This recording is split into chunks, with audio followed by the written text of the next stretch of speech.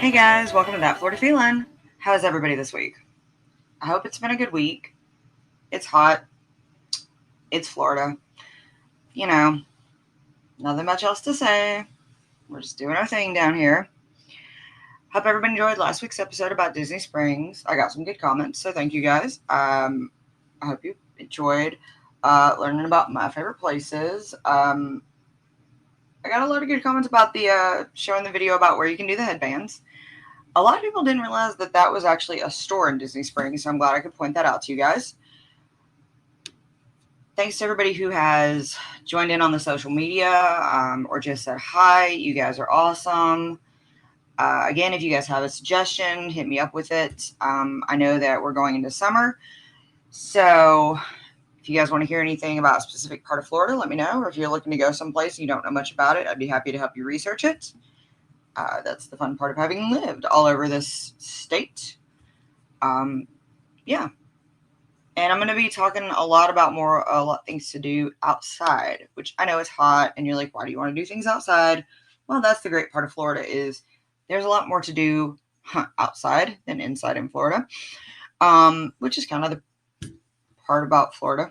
And, even if it is 1,000 degrees outside, you can still enjoy yourself. And that's why today I'm going to talk about Big Lagoon State Park. But first, since we are talking about state parks in Florida, I'm going to talk about something really cool. Florida's Governor Ron DeSantis, love him or hate him, actually did something cool. Governor Ron DeSantis actually signed a protection bill for the Florida state parks.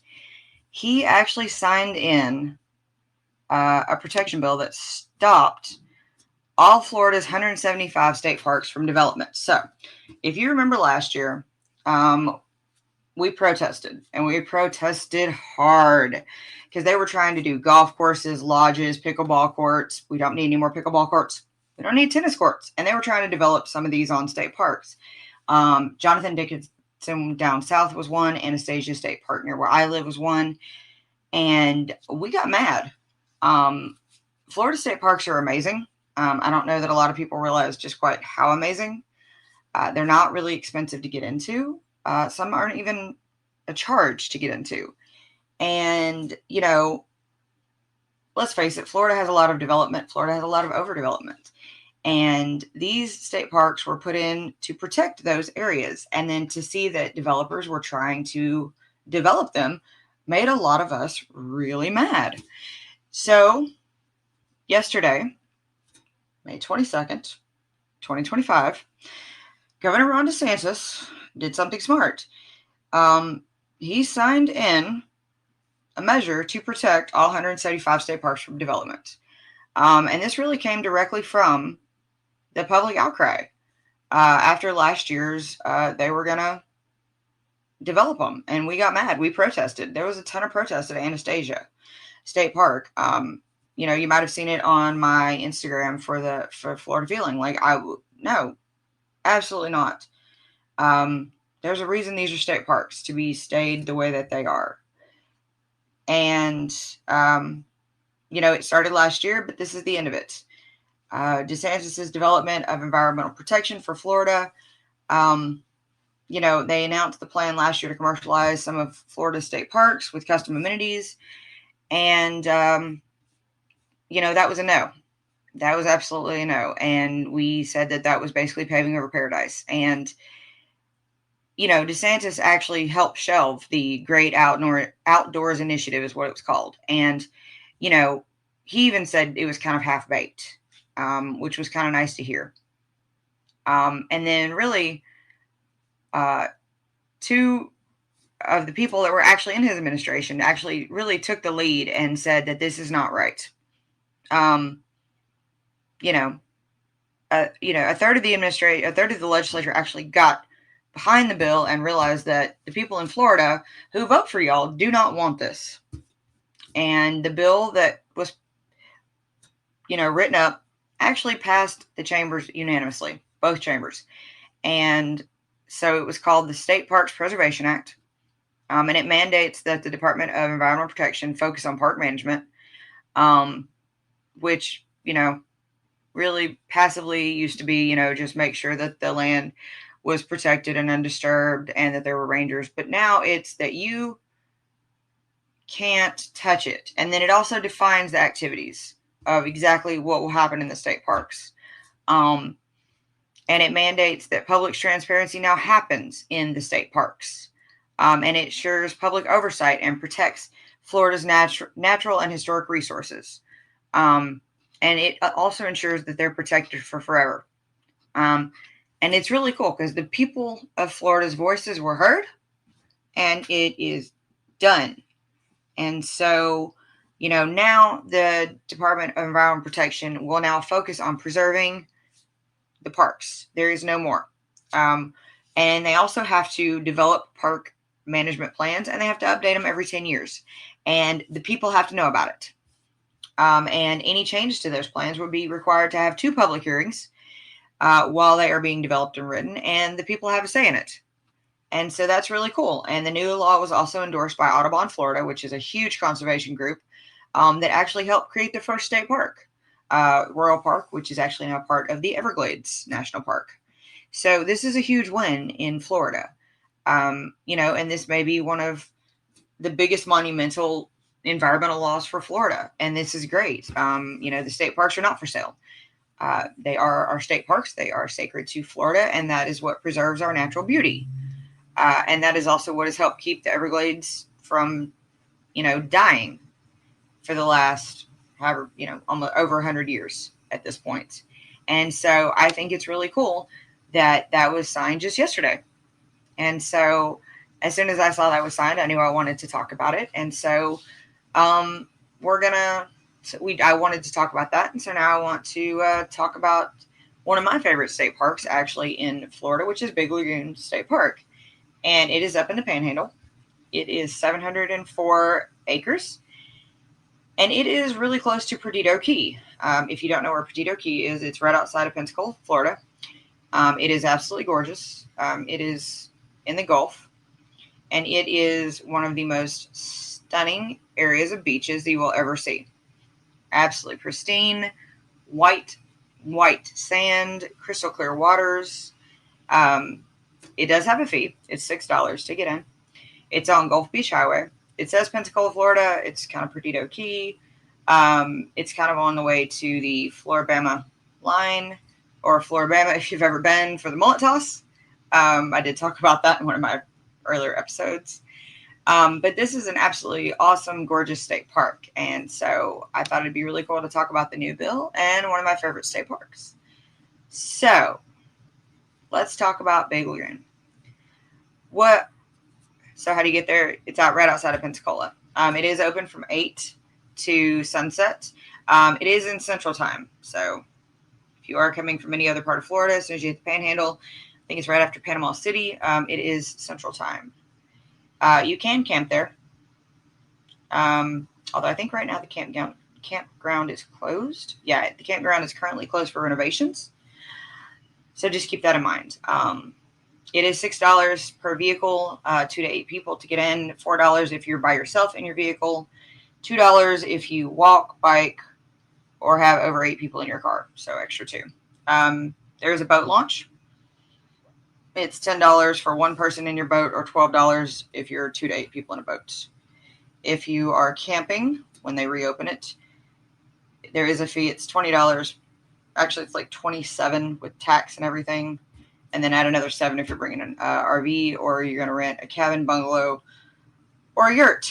They actually have yurts, which is kind of cool, which is another reason I love this, which I'll talk about in a second. And they do have, they actually do have, like, if you're over 65, you get a little bit of a break, which is kind of cool. Which I think is really cool because, like, Florida state parks take all that into consideration. I thought that was really cool. But what can you do in Big Lagoon? Let's talk about it. Why are you going to go, and what are you going to do when you get there? So if you like to bike, there is a 2.5 mile long paved main entrance park drive. So, you can bicycle. I do recommend wearing sunscreen. Still Florida, still sunny. This is actually a really cool area if you like to bird watch. There are seabirds, shorebirds, and migratory birds, especially during certain times when they're flying to and from. So this is actually an awesome place to just take in the scenery and watch the birds. Um, of course, like I said, you can boat. There is a boat ramp that goes into the intercoastal. Yes, there is an intercoastal in that part of Florida. You can camp in designated camping areas. And the reason that it's really cool to camp in this area, because where Perdido Key is outside of Pensacola, and you're nowhere near Gulf Shores.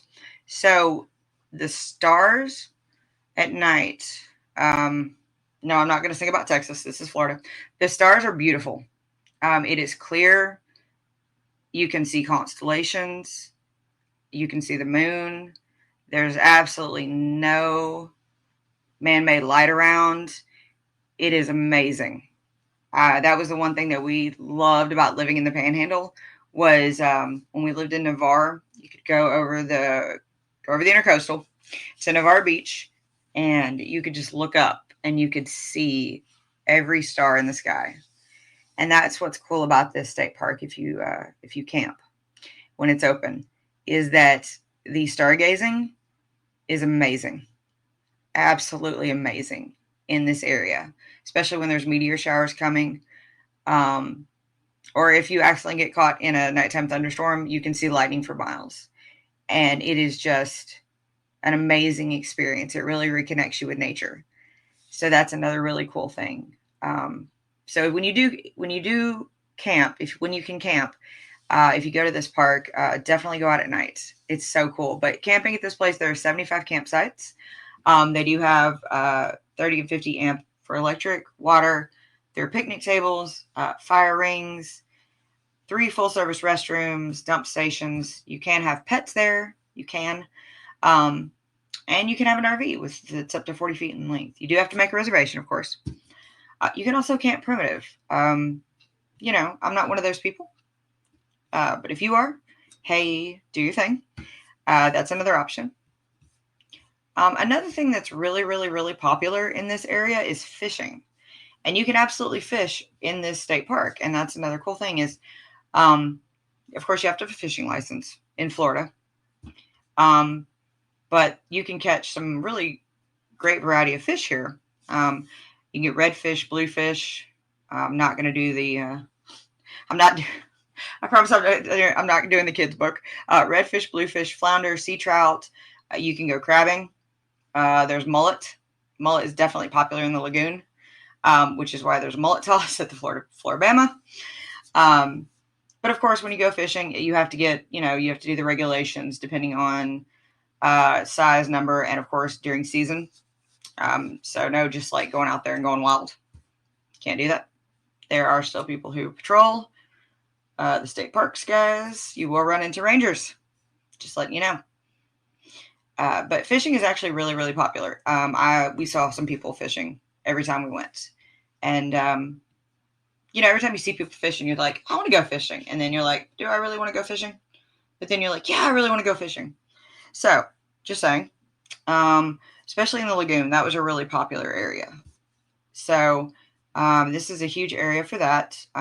Actually, a lot of places in the Panhandle, especially towards the intercoastal, were huge on fishing. But you can also go crabbing in the area. Actually, that was a really good area to get like that kind of seafood. And another cool thing that is really big in the state parks, and I've talked about this before, is geoseeking. And I've just really gotten into this because I didn't understand this till I really started looking into the state parks. Geocaching is something really cool. And it really gets you familiar with GPS devices, and it really gets you familiar with a compass or latitude and longitude, which is something that, is kind of a great thing to know in case. But geocaching is an outdoor game that you use a handheld GPS, global positioning system device, and it's inexpensive, it's interactive, and it's kind of like a high-tech treasure hunt. And some phones have apps you can use, and you learn geography without realizing that you're learning geography. And it's really cool. And basically, what you do is you you use coordinates to find these treasures. Some are easy, some are difficult. They can be hidden in things. They can be hidden in the ground. They can be hidden in trees.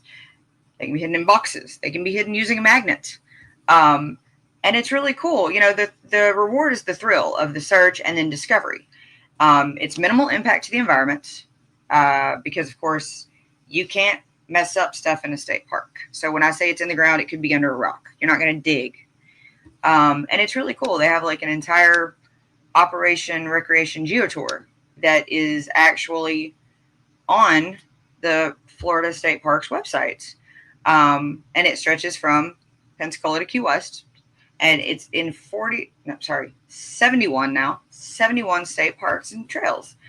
And what's really cool is this is actually a thing they're doing now. You visit 20 places and you win the official Operation Recreation Geocoin. And it's actually a thing you download and print the official tracking sheet and you begin your own adventure. They're actually getting people to do this right now. And you remember to cash, and then you save with unlimited entries for a year. And you do this with the Florida State Parks annual pass. And yeah, it's really cool. Like they're actually getting into this. So you get your Florida annual pass, which is not that much, believe it or not. By the time you pay if you didn't, you pay to get into all these parks, and you look for these adventures and you write them down on your sheet. You log them, and then you get a cool thing. And then you want to know if you want to know how to find a cache. First, you just have to have the correct equipment. You also have to sign up for free at geocaching.com. And then you would enter a zip code for the state park you want to go, and you hit go, and it'll help you. It'll provide clues on where to search, and usually there's more than one in the state park. Go paperless most of the time. Limit your impact to the environment.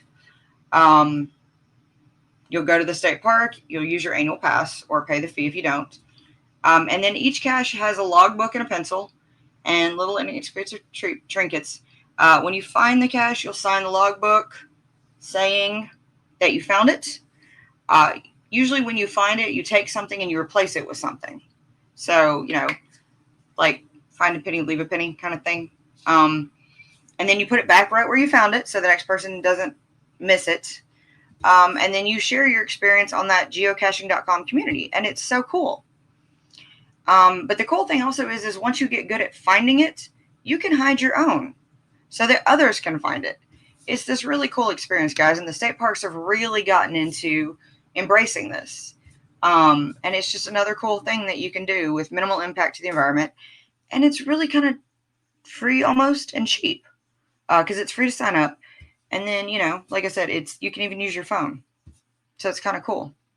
But back to Big Lagoon. Sorry. You can go hiking. Of course, there's the paved one. And then there's another 5 miles of just hiking and nature trails. If you want to be out in nature. I didn't say nature right. Nature for bird watching. You might even see animals. It is Florida. There are animals. I'll tell you about them in a minute, but animals. You can go paddling. There is a kayak launch. You can do stand-up paddle board if you're brave. Now they don't offer rentals here, so you kind of have to bring your own, but you can launch into the intercoastal. They do have picnic tables, grills, and covered shelters. The covered shelters, the large pavilions you have to rent, but the small ones you can just walk up and use. Like I said, there is stargazing on your own, but they actually do also offer programs, which is really cool. They offer programs through the park, and they do have them throughout the year. And even though the campground is closed, you can actually sign up for an event with a ranger. And they have listings on the website, on the Florida State Park website under the Big Lagoon. Or you can even call the ranger station. They have the number listed. And that's when they allow people in at night. And you can do a whole stargazing event. And believe me, it's absolutely worth it. And it is beautiful. It's definitely worth it. This is one of the state parks that has a swimming area, like a beach.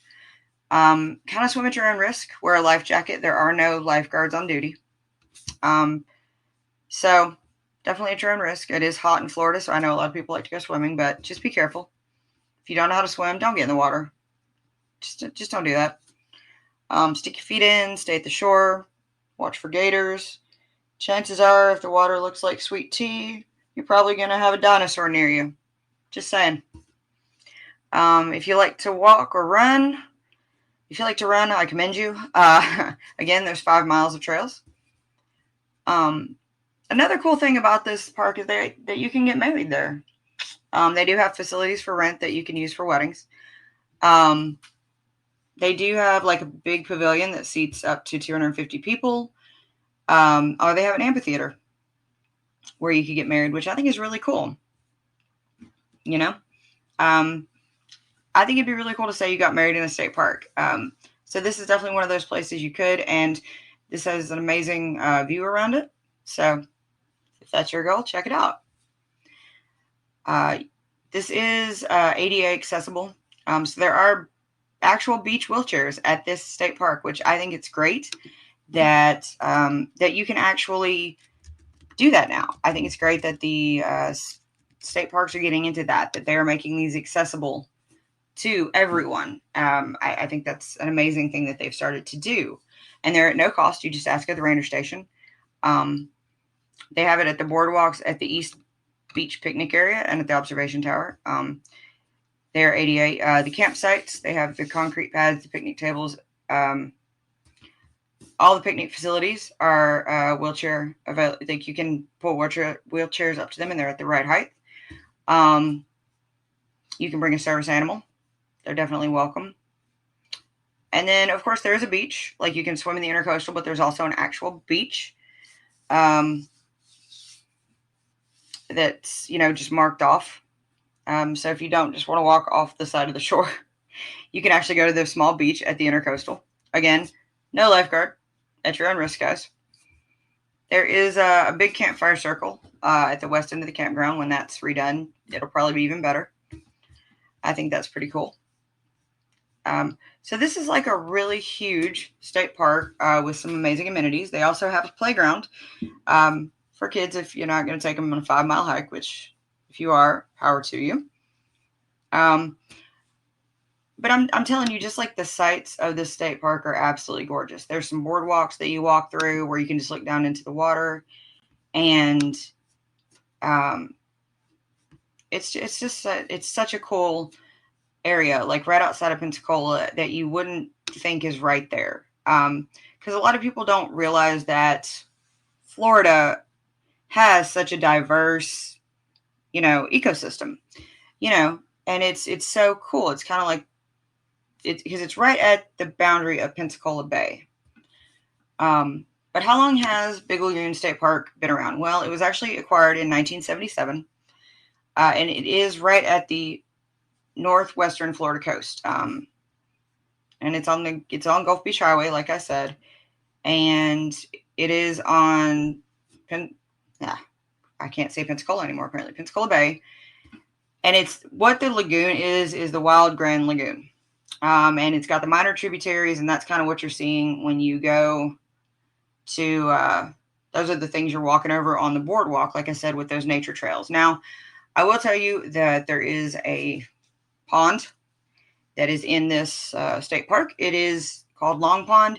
It is very alligator inhabited. That's why I said if you are going to just stop at the side of one of these and it is the color of sweet tea, you're probably going to have to throw hands with a dinosaur. That's not a joke. Now, one of the other cool things about this state park that I haven't touched on yet that I'm going to tell you about now is that it does have archaeological sites in it. So this is a very old area of Florida. It's very old, inhabited for a very long time. The park was going to be developed a little bit before they realized exactly what they had. And they found a lot of evidence that points to historical use that had maritime habitat, especially because they found evidence of foraging, especially for abundant shellfish at a previous time in history. And so it really shows that the people who lived before, obviously we did, how they used to live in this area, which was a really cool find. So this is a actually very cool part of Florida to show how they lived before, like, the Spanish came. And this part is kind of really cool because it's also a gateway site for the Great Florida Birding Trail. And I did do a whole episode on that. So that's why when I talked about like birding and the migratory birds, this is actually a really cool, because this is one of the gateway sites. It's also very much at the border of Florida and Alabama. So a true gateway site, as it's right there. And the park also does feature 9 distinct natural communities. So when I was saying Florida's diverse ecosystem and people don't realize it, there are 9 actual distinct natural communities in just this park alone. There is the Estuarine Tidal Marsh, the Messick Flatwoods, Wet Flatwoods, and Scrubby Flatwoods, and then a couple of other ones. But it also has a lot of threatened and endangered species in it, such as the large-leaved jointweed, the gopher tortoise, cannot talk right now, migratory shorebirds that include the snowy plover, least tern, and then another 20 species, but those are the top 2 most endangered. So it's really kind of interesting, and that's another reason it was so great that DeSantis signed this in, that you can't develop our state parks because of, first of all, those distinct ecosystems we're talking about, and then all these species that are just in this one park alone.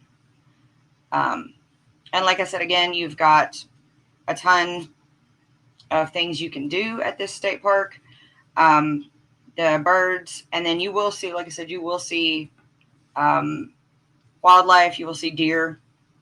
You could see a bear, gopher tortoises. Every now and then naturally you'll see squirrels. You could see a skunk. You could see a fox.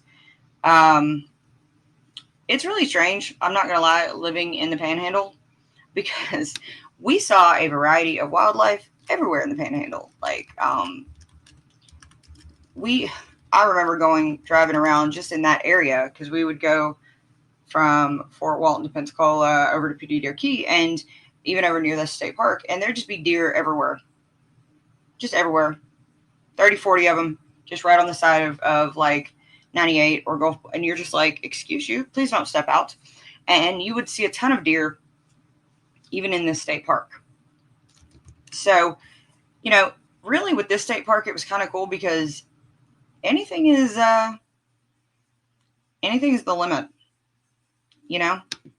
It's just, it was a really cool, you never know what you were going to catch, and you never know what you were going to take in that day. Did see a couple alligators, not going to lie to you. But Big Lagoon is one of my favorites in the Panhandle. And I was extremely excited to talk about it, especially after hearing that DeSantis finally did something good and signed in that you can no longer build in our state parks. Now, of course, when you go out, wear your sunscreen, take water. There are no refreshments you can buy there. There are bathrooms, but there are no refreshments, so you can't just buy a bottle of water. Keep that in mind. Throw your trash away. Do not dirty the state parks. Please throw your trash away. Whatever you bring in, you need to take back out. Look out for alligators. Look out for any other wildlife. Be respectful of the wildlife. Don't feed the alligators. Don't feed the wildlife. Also, don't feed Florida Man. Florida Man is a thing. Although today's Florida Man, judging by his mugshot, was feeling it. And by it, I mean a lot of alcohol. Woo, he was... Okay, this one comes from Brevard County. Good old Brevard County doing it again. This guy was arrested early Sunday on May 20th after he was pulled over by a Brevard County deputy who clocked him at 118. Yes, that's 118 miles an hour on I-95. I mean, 118 on I-95 is really not out of the realm of possibility. I'm just saying, if you've ever driven on I-95, that might be the flow of traffic. Probably not early Sunday morning, but I'm just saying sometimes on I-95, that's the flow of traffic. But anyways, they pulled him over, and the deputy said that Juan Espinoza was driving a Chevy Equinox northbound on I-95 when the traffic stop was initiated. He pulled into the median, and the deputy said that he noticed immediately a smell of alcohol. So the deputy asked him to step out. And based on the smell of alcohol and the speed, he asked him, what was going on. But the biggest shock wasn't just the fact that he smelled like alcohol and was going 118, but the fact that the guy's wife was in the car in the passenger seat, and he had 2 kids in the back sleeping, a 1-year-old and an 8-year-old. So when the guy finally, asked him after he stepped out of the car, and the guy asked him, what's going on, he told him that he felt the need for speed. No, this is not Top Gun, buddy. You're in a Chevy Equinox, and you have 2 kids in the back seat. I don't even know what the wife was thinking, if she was thinking. He was charged with DUI and child neglect without great bodily harm. But his mugshot, this guy's mugshot he is smiling. Like, he is happy. He is happy, guys, that he got caught or was going 118, or he's still feeling that alcohol, let me tell you. So just watch out for Florida man too. But yeah, woo, that's a mugshot. All right, guys, I hope you have enjoyed, first of all, hearing that the state parks are saved, and secondly, about one of my favorite state parks in the Panhandle. So if you're going to the Panhandle this summer or anytime soon, check out Big Lagoon State Park. There's a couple other really great ones up there. Perdido Key is actually the next state park next to it, also right on the line. Gorgeous, amazing, beautiful. Check it out as well. If you guys want to hear any suggestions or topics, just hit me up. I've got thatfloridafeel@gmail.com or any of the social medias. Thanks for always liking, reposting, commenting. I love hearing from you guys. I've made a bunch of great friends during these last 200 episodes, so thank you. I really appreciate you guys. It's been an amazing few years, and we're still going. Also, if you haven't checked out anybody from Unfiltered Studios, that is the podcast network I'm on, so definitely check them out. There's some amazing people doing amazing things over there. Remember, guys, it's hot. Drink your water. Don't get dehydrated. Wear your sunscreen. Be nice. There's a lot of things going on in the world. Let's not add to it. Don't turn into Florida man. Please don't turn into Florida man. I don't want to end up talking about you on one of these episodes. All right, guys. I hope you have a great week. And as always, that's your daily dose of sunshine. This podcast is a production of Unfiltered Studios. If you would like to know more about joining Unfiltered Studios, please visit our website at unfpod.com for more information.